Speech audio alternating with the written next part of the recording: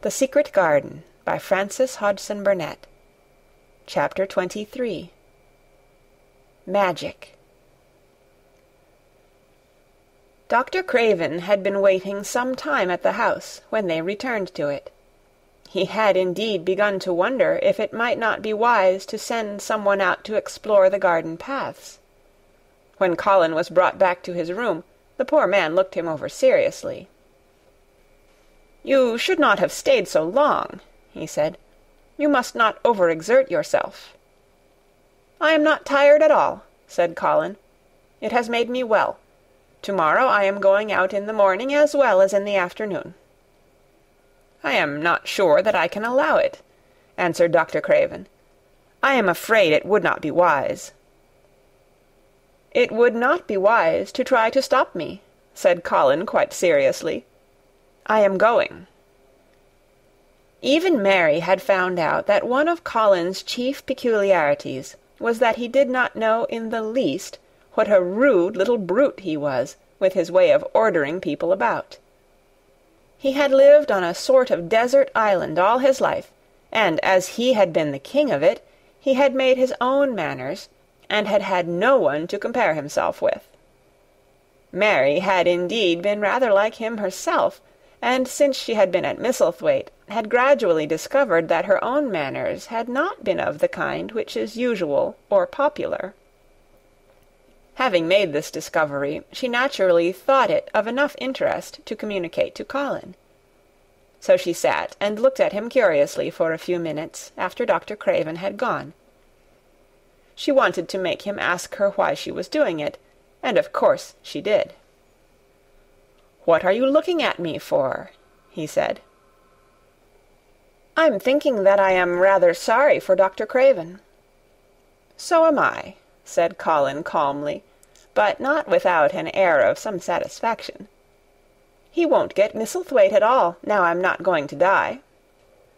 "I'm sorry for him because of that, of course," said Mary.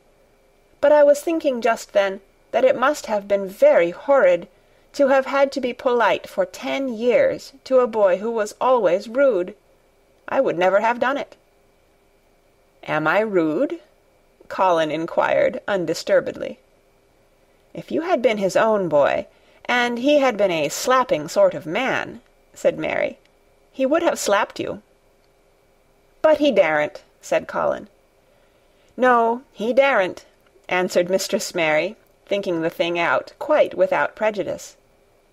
"Nobody ever dared to do anything you didn't like, because you were going to die and things like that. You were such a poor thing." "But," announced Colin stubbornly, "I am not going to be a poor thing. I won't let people think I'm one. I stood on my feet this afternoon." "It is always having your own way that has made you so queer," Mary went on, thinking aloud. Colin turned his head, frowning. "Am I queer?" he demanded. "Yes," answered Mary, "very. But you needn't be cross," she added impartially, "because so am I queer, and so is Ben Weatherstaff. But I am not as queer as I was before I began to like people, and before I found the garden." "I don't want to be queer," said Colin. "I am not going to be." And he frowned again with determination. He was a very proud boy. He lay thinking for a while, and then Mary saw his beautiful smile begin and gradually change his whole face. "I shall stop being queer," he said, "if I go every day to the garden. There is magic in there, good magic, you know, Mary. I am sure there is." "So am I," said Mary. "Even if it isn't real magic," Colin said, "we can pretend it is. Something is there, something." "It's magic," said Mary, "but not black. It's as white as snow." They always called it magic. And indeed it seemed like it in the months that followed, the wonderful months, the radiant months, the amazing ones. Oh, the things which happened in that garden! If you have never had a garden, you cannot understand. and if you have had a garden you will know that it would take a whole book to describe all that came to pass there. At first it seemed that green things would never cease pushing their way through the earth, in the grass, in the beds, even in the crevices of the walls. Then the green things began to show buds, and the buds began to unfurl and show color, every shade of blue, every shade of purple, every tint and hue of crimson. In its happy days, flowers had been tucked away into every inch and hole and corner. Ben Weatherstaff had seen it done, and had himself scraped out mortar from between the bricks of the wall, and made pockets of earth for lovely clinging things to grow on.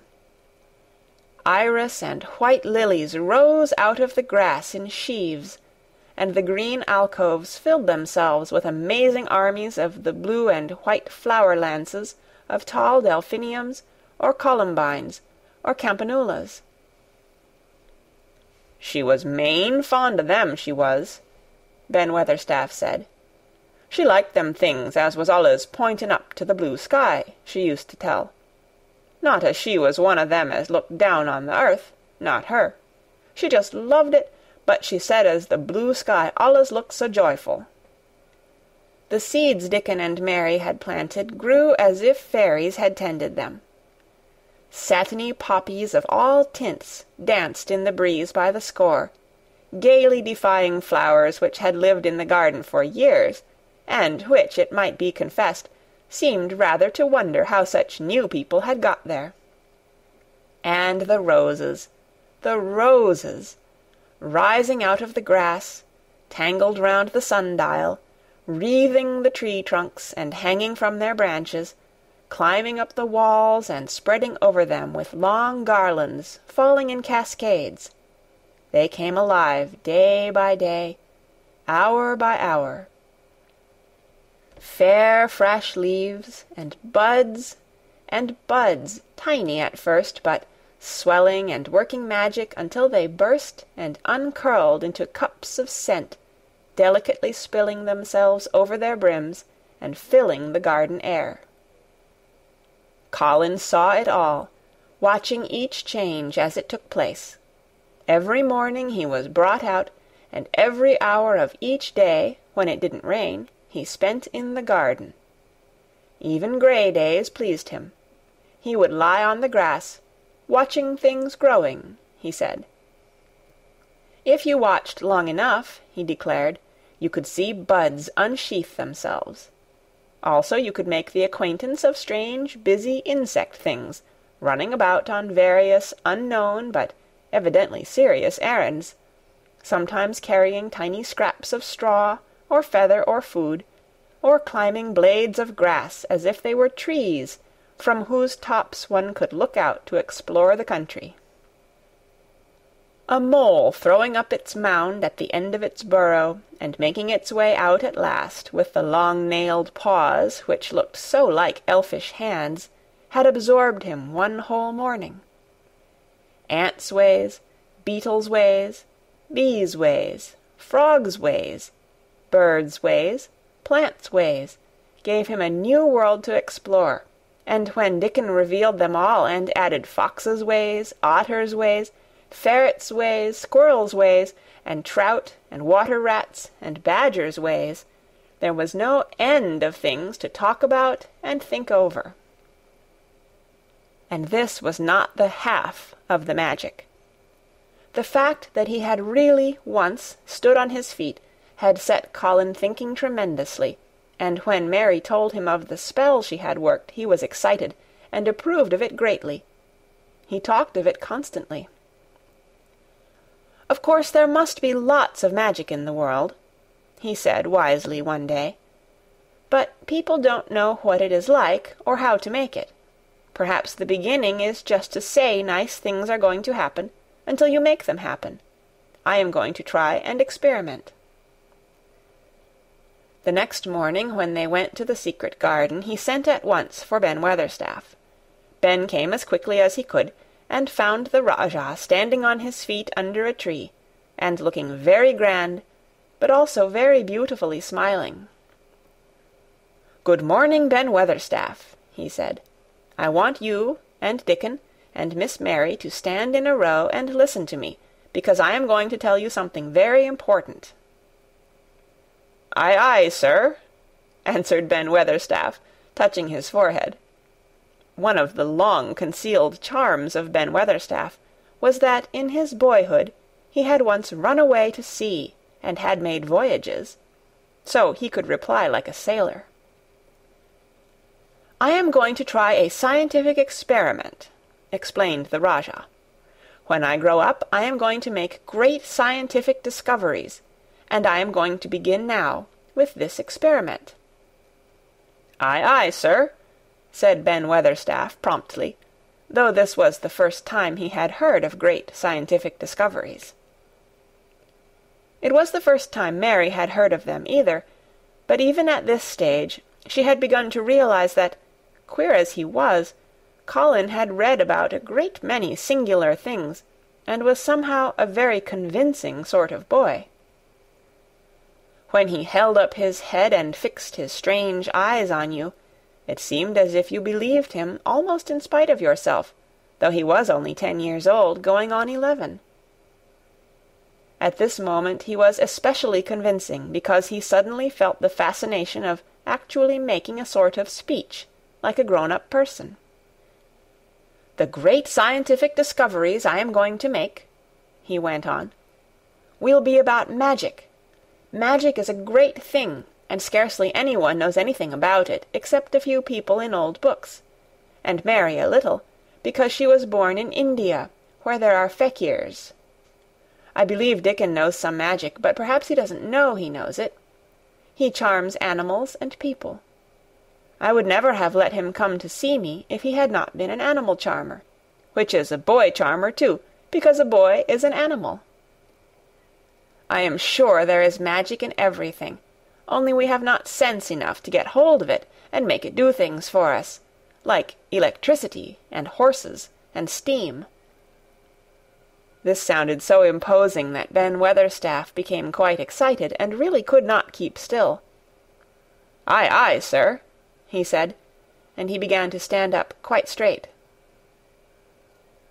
"When Mary found this garden, it looked quite dead," the orator proceeded. "Then something began pushing things up out of the soil, and making things out of nothing. One day things weren't there, and another they were.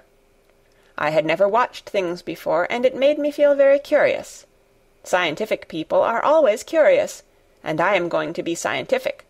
I keep saying to myself, 'What is it? What is it?'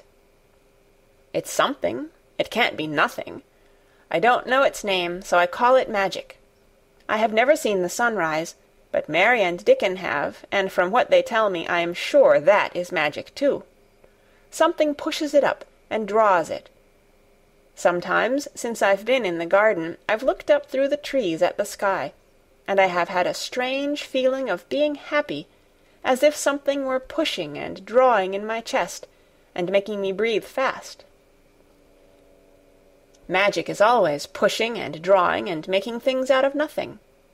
Everything is made out of magic, leaves and trees, flowers and birds, badgers and foxes and squirrels and people. So it must be all around us. In this garden, in all the places. The magic in this garden has made me stand up and know I am going to live to be a man. I am going to make the scientific experiment of trying to get some, and put it in myself, and make it push and draw me, and make me strong. I don't know how to do it, but I think that if you keep thinking about it, and calling it, perhaps it will come. Perhaps that is the first baby way to get it. When I was going to try to stand that first time, Mary kept saying to herself as fast as she could, 'You can do it, you can do it.' And I did. I had to try myself at the same time, of course, but her magic helped me, and so did Dickens. Every morning and evening, and as often in the daytime as I can remember, I am going to say, 'Magic is in me. Magic is making me well. I am going to be as strong as Dickon, as strong as Dickon.' And you must all do it too. That is my experiment. Will you help, Ben Weatherstaff?" "Aye, aye, sir," said Ben Weatherstaff. "Aye, aye." "If you keep doing it every day as regularly as soldiers go through drill, we shall see what will happen, and find out if the experiment succeeds. You learn things by saying them over and over, and thinking about them until they stay in your mind forever, and I think it will be the same with magic. If you keep calling it to come to you, and help you, it will get to be part of you, and it will stay and do things." "I once heard an officer in India tell my mother that there were fakirs who said words over and over thousands of times," said Mary. "I've heard Jem Fettleworth's wife say the same thing over thousands of times, callin' Jem a drunken brute," said Ben Weatherstaff dryly. "Summat allus comes o' that, sure enough. He gave her a good hidin', and went to the Blue Lion, and got as drunk as a lord." Colin drew his brows together, and thought a few minutes. Then he cheered up. "Well," he said, "you see, something did come of it. She used the wrong magic, until she made him beat her.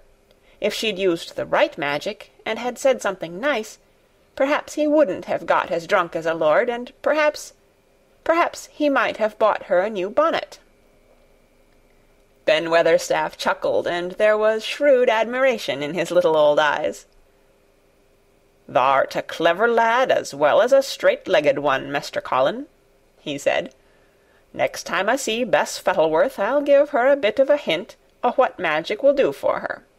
She'd be rare and pleased if the scientific experiment worked, and so 'ud Jem." Dickon had stood listening to the lecture, his round eyes shining with curious delight. Nut and Shell were on his shoulders, and he held a long-eared white rabbit in his arm, and stroked it softly, while it laid its ears along its back, and enjoyed itself. "Do you think the experiment will work?" Colin asked him, wondering what he was thinking. He so often wondered what Dickon was thinking when he saw him looking at him or at one of his creatures with his happy wide smile. He smiled now, and his smile was wider than usual. "Aye," he answered, "that I do. It'll work same as the seeds do when the sun shines on 'em. It'll work for sure. Shall us begin it now?" Colin was delighted, and so was Mary. Fired by recollections of fakirs and devotees in illustrations, Colin suggested that they should all sit cross-legged under the tree, which made a canopy. "It will be like sitting in a sort of temple," said Colin. "I'm rather tired, and I want to sit down." "Eh," said Dickon, "thou mustn't begin by saying thou'rt tired. Thou might spoil the magic." Colin turned and looked at him, into his innocent round eyes. "That's true," he said slowly. "I must only think of the magic." It all seemed most majestic and mysterious when they sat down in their circle. Ben Weatherstaff felt as if he had somehow been led into appearing at a prayer meeting. Ordinarily, he was very fixed in being what he called "again prayer meetin's," but this being the Rajah's affair, he did not resent it, and was indeed inclined to be gratified at being called upon to assist. Mistress Mary felt solemnly enraptured. Dickon held his rabbit in his arm, and perhaps he made some charmer's signal no one heard, for when he sat down, cross-legged like the rest, the crow, the fox, the squirrels, and the lamb slowly drew near and made part of the circle, settling each into a place of rest, as if of their own desire. "The creatures have come," said Colin gravely. "They want to help us." Colin really looked quite beautiful, Mary thought. He held his head high as if he felt like a sort of priest, and his strange eyes had a wonderful look in them. The light shone on him through the tree canopy. "Now we will begin," he said. "Shall we sway backward and forward, Mary, as if we were dervishes?" "I canna do no swaying back'ard and for'ard," said Ben Weatherstaff. "I've got the rheumatics." "The magic will take them away," said Colin in a high priest tone. "But we won't sway until it has done it. We will only chant." "I canna do no chantin'," said Ben Weatherstaff, a trifle testily. "They turned me out o' the church choir the only time I ever tried it." No one smiled. They were all too much in earnest. Colin's face was not even crossed by a shadow.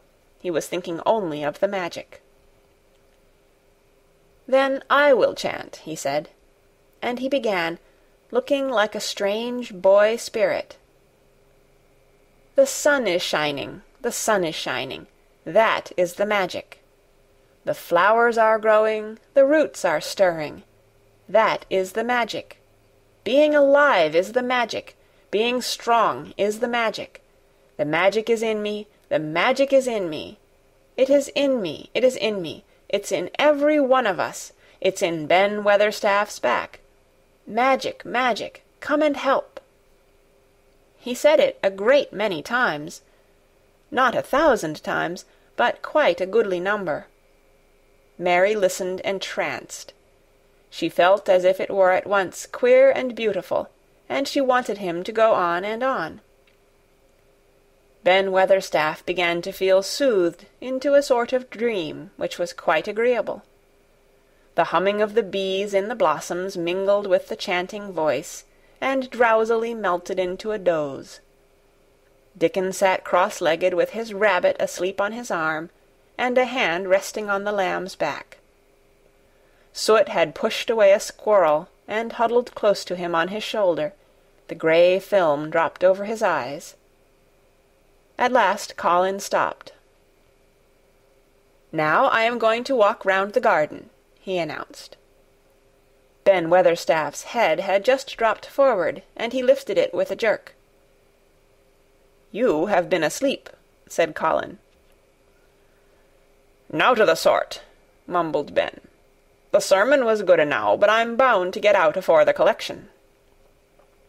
He was not quite awake yet. "You're not in church," said Colin.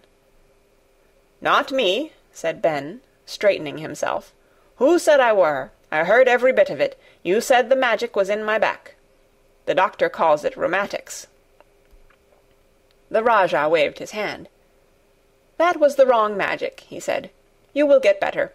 You have my permission to go to your work, but come back tomorrow." "I'd like to see thee walk round the garden," grunted Ben. It was not an unfriendly grunt, but it was a grunt.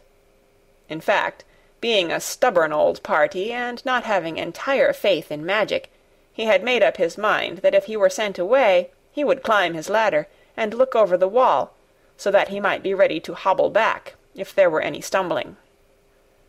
The Rajah did not object to his staying, and so the procession was formed. It really did look like a procession. Colin was at its head with Dickon on one side, and Mary on the other. Ben Weatherstaff walked behind, and the creatures trailed after them, the lamb and the fox cub keeping close to Dickon, the white rabbit hopping along or stopping to nibble, and Soot following with the solemnity of a person who felt himself in charge. It was a procession which moved slowly, but with dignity. Every few yards it stopped to rest. Colin leaned on Dickon's arm, and privately Ben Weatherstaff kept a sharp lookout, but now and then Colin took his hand from its support and walked a few steps alone. His head was held up all the time, and he looked very grand. "The magic is in me," he kept saying. "The magic is making me strong. I can feel it, I can feel it." It seemed very certain that something was upholding and uplifting him. He sat on the seats in the alcoves, and once or twice he sat down on the grass, and several times he paused in the path and leaned on Dickon, but he would not give up until he had gone all round the garden. When he returned to the canopy tree, his cheeks were flushed, and he looked triumphant. "I did it! The magic worked!" he cried. "That is my first scientific discovery." "What will Dr. Craven say?" broke out Mary. "He won't say anything," Colin answered, "because he will not be told. This is to be the biggest secret of all. No one is to know anything about it until I have grown so strong that I can walk and run like any other boy. I shall come here every day in my chair, and I shall be taken back in it. I won't have people whispering and asking questions, and I won't let my father hear about it until the experiment has quite succeeded. Then, some time when he comes back to Misselthwaite, I shall just walk into his study and say, 'Here I am. I am like any other boy. I am quite well, and I shall live to be a man. It has been done by a scientific experiment.'" "He will think he is in a dream," cried Mary. "He won't believe his eyes." Colin flushed triumphantly. He had made himself believe that he was going to get well, which was really more than half the battle, if he had been aware of it. And the thought which stimulated him more than any other was this imagining what his father would look like when he saw that he had a son who was as straight and strong as other fathers' sons. One of his darkest miseries in the unhealthy, morbid past days had been his hatred of being a sickly, weak-backed boy whose father was afraid to look at him. "He'll be obliged to believe them," he said. "One of the things I am going to do, after the magic works and before I begin to make scientific discoveries, is to be an athlete." "We shall have thee taken to boxing in a week or so," said Ben Weatherstaff. "Thou'lt end wi' winning the belt and being champion prize fighter of all England." Colin fixed his eyes on him sternly. "Weatherstaff," he said, "that is disrespectful. You must not take liberties because you are in the secret. However much the magic works, I shall not be a prize fighter. I shall be a scientific discoverer." Ax pardon, sir," answered Ben, touching his forehead in salute. "I ought to have seed it wasn't a joking matter." But his eyes twinkled, and secretly he was immensely pleased. He really did not mind being snubbed, since the snubbing meant that the lad was gaining strength and spirit. End of Chapter 23. Read by Kara Shallenberg on February 16th, 2006, in Oceanside, California.